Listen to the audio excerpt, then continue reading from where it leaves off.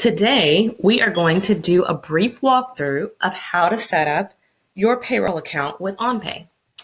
So you may be using a free trial or have actually already signed up with the service. You should have received an email that would give you a link to verify your address. And once you click that link, it will send you back to OnPay's homepage and you'll be ready to set it up. So you should see something similar to what you see now on the screen. Okay, so let's start here. As you can see, it basically has the setup process broken apart into 7 steps, and we're going to start with step 1, entering your company information. So it all automatically pulls in your company name from when you actually registered for your payroll account. So you can leave that as is unless you want to change it. It does require you enter an address, your city, and zip code. Okay. And if you have a DBA name, like a doing business as name, that's different from the company, your official company name, you also have the option to add it here. Okay. OnPay also needs your federal tax information. So you will need to enter your employer ID number. If you don't know your employer ID number or even have one, you can contact OnPay for assistance. They have a link here for you to click on, and it'll tell you how you can contact a representative. You can also use the search online to submit an application prior to proceeding with this process. Okay, so OnPay does want to know a little bit more information about your company. So you should know if you have an LLC or sole proprietorship, corporation, and then you can also enter the industry that you're in. It's not required, but you can. Okay, and then if you're an agricultural company, you'll need to select that, primarily because it uses a different tax form, Form 943 versus Form 941 that other businesses use to file like the quarterly tax reports. So you'll need to select yes if your business is an agriculture company. If not, no will be fine. OnPay also wants contact information. So whomever you would like the representative to contact in the event that you have an issue with your account. You'll need to enter that phone number. And then OnPay just also needs to know some of your payroll details in terms of who you've paid this year, if you paid anyone. And that primarily is because if you paid anyone in the same year prior to joining OnPay, OnPay will require that you actually load your prior tax reports. It needs to ensure that you're up to date on your taxes and that all of the year-to-date payroll information that populates on your OnPay reports is actually accurate. So if you say yes, that you do have prior wages for the year, you'll need to enter additional information going forward. If you say no, then you will not be asked to enter historical information. So the next question OnPay asks is, what day do you want your employees to receive their first paycheck on? So you can put the date that you have in mind. Just a word of advice, it's probably best not to select a day that's 1 or 2 days in the future from the day that you're actually setting this account up. It usually takes a couple of days for everything to be verified, especially if you manually verify your bank account. So just to be on the safe side, I would at least give yourself a week to pay your first employee via OnPay. Okay. Click continue when you are ready. And then you'll be able to enter your information. So this is for the owner or the officer. So you're going to enter John Doe, and then you can enter a title. So if you are the owner, enter that, and then an email address.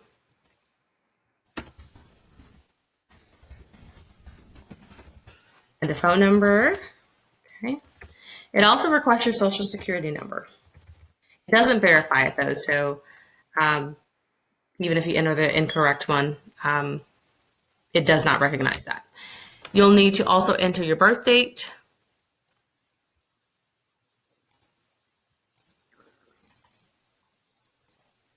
Okay, so we want to change the year. And then you can change the months with these arrows. Click OK when you're done with that. And then you'll also need to enter your address. If you have a P.O. box and you'd rather give that than your actual physical address, that's totally fine.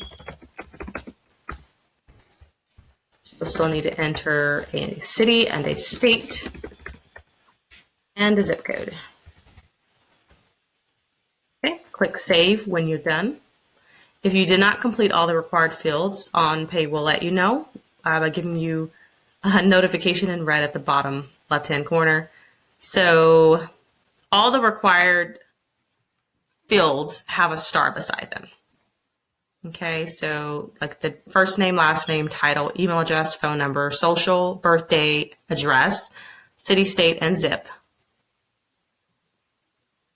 Okay, so for me, in this instance, the phone number is missing a digit, and OnPay does recognize that.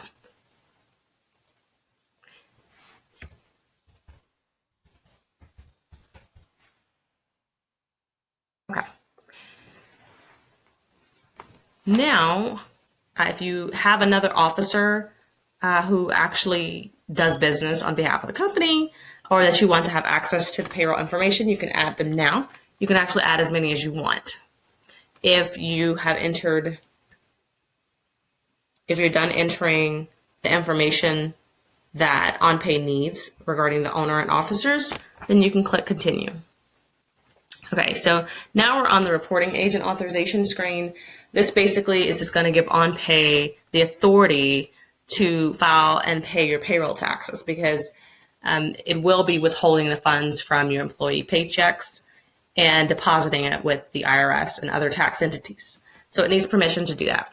The good news is that the form is already populated with certain information that you've already provided during the setup. So you see the company name, the employer ID number, the company address, and then also the contact person and contact information. So you won't actually have to fill this in yourself. Okay. Okay. So you will need to select your title, and then you'll also need to sign. And it'll have an option for you to sign. If you want to wait before signing, you can also select skip and come back to it later. Okay. And as you see, OnPay will pull a box up and just let you know that you skipped it, and they'll help you fill it out later. So let's click Continue, and we'll be ready to add the company bank account. OnPay definitely needs this information because this is the payroll bank account that all of your employee paychecks will come out of, all of your tax payments and such. So you'll need to enter the routing number, which you can find on the bottom of your check if you have a checkbook from your bank. Okay. And when we enter the routing number, OnPay pulls up the actual bank name. If you do not see a bank name populate, then you may want to double check to ensure that you have entered the routing number correctly. And then you'll have the opportunity to enter your account number. That's also found at the bottom of your check. Okay. Click Save and Continue when you're done. OnPay may take a minute or so to provision your account.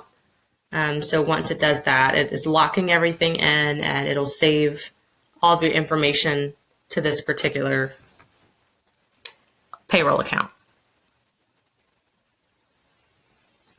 Okay, so once it's done provisioning your account, you'll actually see that your bank information has been saved. And unlike some providers, OnPay will allow you to see the bank information that you entered. So you can show it or hide it. You still have the opportunity to verify it and make changes if you need to. So let's click Continue to see how we're going to add the pay schedules. Okay, so you have the opportunity to add your pay schedule, which is basically just entering information on the pay cycle that you want to pay your employees on, like when the pay period starts and when it ends, as well as the actual pay date. So you'll give your schedule a name, and this is particularly handy if you're paying multiple types of employees and they're paid on different pay schedules. Okay, so sometimes salaried employees are paid by monthly, and a semi-monthly, I'm sorry, and hourly workers are paid weekly. That's a common setup in some companies. So you might name this one salary payroll, okay? And you tell how often they will receive paychecks. You'll need to select a check date, which will be the actual pay date. So you have the option to choose between any day in the current month, okay? And then you'll choose the pay period. So this is to determine the work that you're wanting to pay them for. So you'll be able to select from the previous month and also the current month. So in this case, I'm going to select the 1st through the 14th. And actually, let's make that check date the 15th. Okay. A lot of employees are paid on the 15th and the 31st when they're paid semi-monthly. Okay. And so then you'll notice that they have first period and second period. So this will change depending on what your pay frequency is. Since we are paying semi-monthly, that means we're paying twice a month, and that's why it populated this way. If you were paying on a monthly basis, it would just have the first period. So just be aware of that. So what we'll do here is select the pay day for the second period and the starting date for which employees will be paid. Okay, and I meant to put current there. Okay. And then we'll select the end date. Okay. So let's click Create, and OnPay will create the pay schedules for us.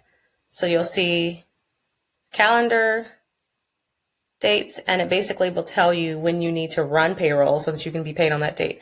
So for September, if you want to pay your employees on the 15th, you'll need to run by 11:30 p.m. on the 9th. So you'll definitely need to give them at least 3 days of lead time. Okay, and if you need to add another pay period, for instance, if you have employees that are going to be paid weekly or monthly, then you'll have the option to do that here. Click Continue when you're done. Okay, now we're going to go on to creating a worksite. That's basically just giving information on the physical location of your company.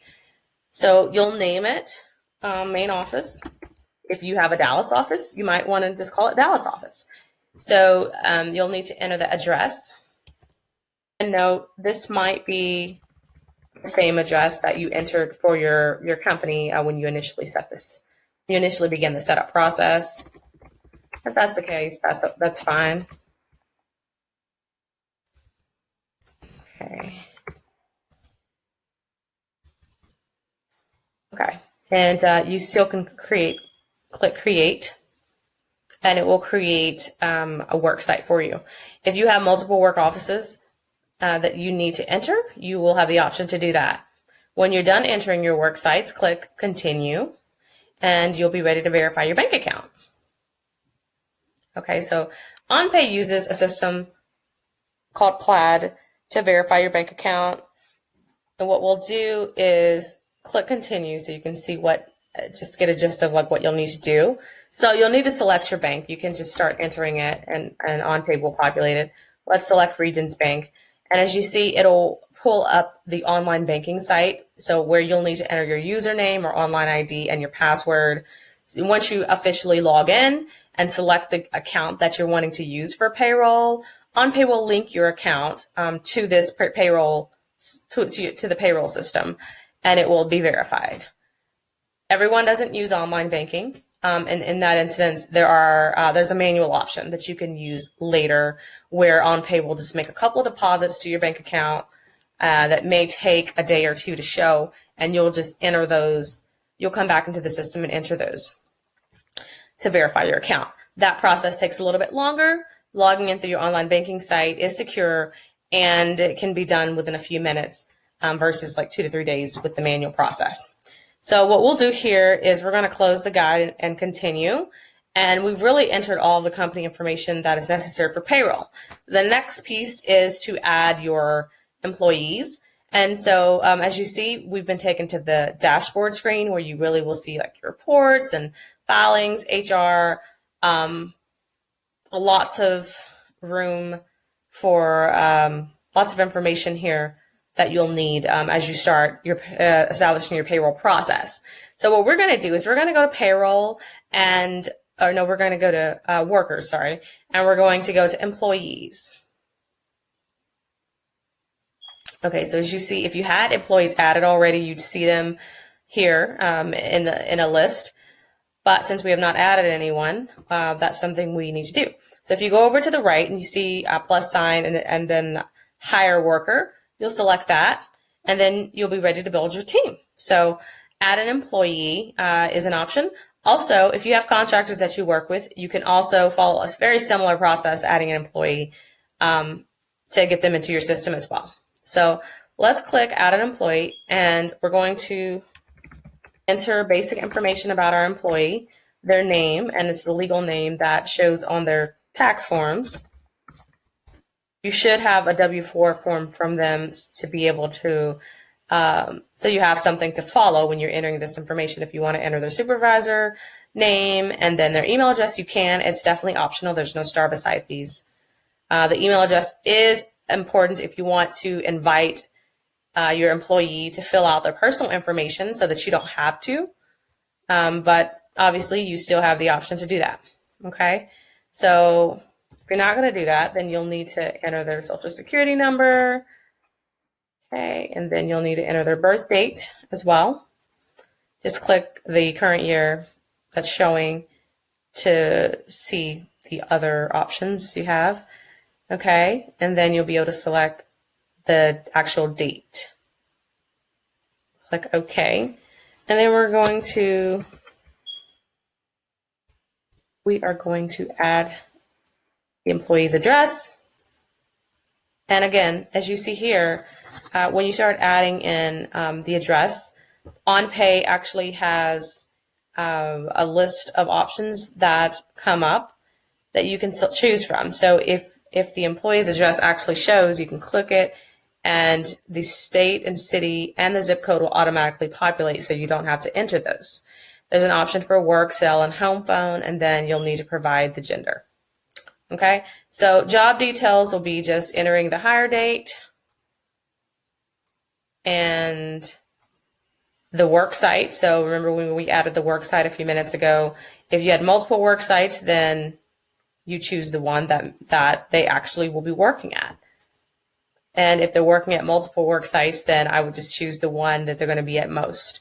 And then a pay schedule. So we're going to select salaried because that's the only one we entered. But if you had multiples, then you need to choose the one that's most appropriate for that employee.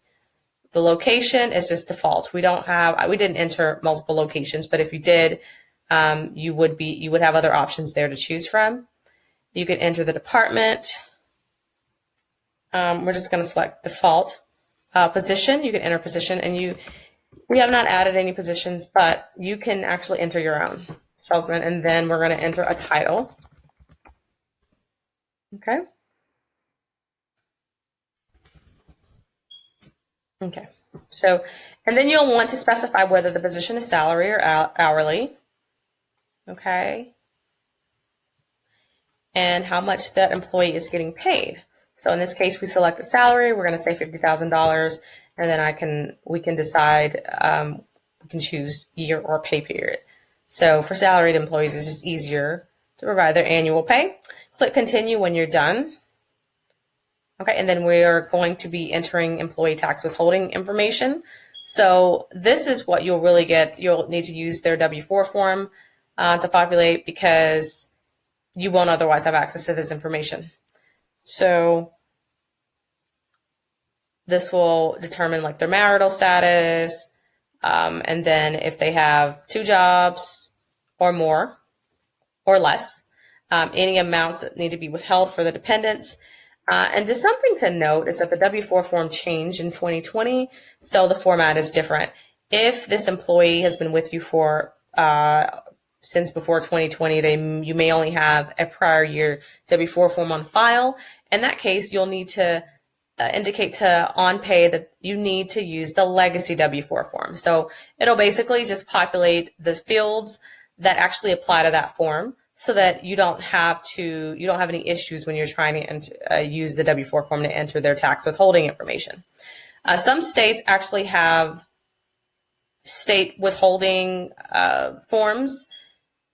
Florida does not, and that's the actual state that I entered for this particular employee, but some states do. So you'll need to be aware of that and make sure that you have everything you need on file. Click continue when you're done with this screen, and then you'll need to enter bank account information, even for your employees, because this is important if they're wanting to set up direct deposit. So you'll need the same information that you needed to enter yours. An account, you'll need an account number and a routing number. Here, let's see, we'll enter the account number and then we'll enter the routing number. Okay. And then you'll need to indicate whether it's a savings account or not. And then you also have the option to split the check. So if the employee has 2 accounts that they want their direct deposit split into, then you'll need to select it here so that you can add the other account. Okay. And click continue when you're done. You also have the option to set up personnel file checklist. Okay, so let's just go through a brief example of what that means. So employee default, we're just going to select, add a checklist for the employee W-4 form. So what you'll do is you'll add a task, and for the default name for this is complete the employee W-2 form. You can provide additional instructions if you want. Click continue, and then you'll need to either say complete a document, upload a file or image. Click continue. Okay. And then you'll need to specify if anybody should be asked to review or approve the task. So we're going to select require review, and it's going to prompt you to enter who will be responsible for the review. The only employee that it has listed here right now, this is the only employee it has, or the owner that it has listed, will populate. So you'll be required to review any W-4 information that your employee enters. Select add, and then the task has officially been added. You can also do the same with the employee I-9 form. And then when you click create, okay, you are done. So that is the end of your payroll setup. You will do that until you enter all of your employees, starting back at hire worker. And once you're done, you can start to run payroll.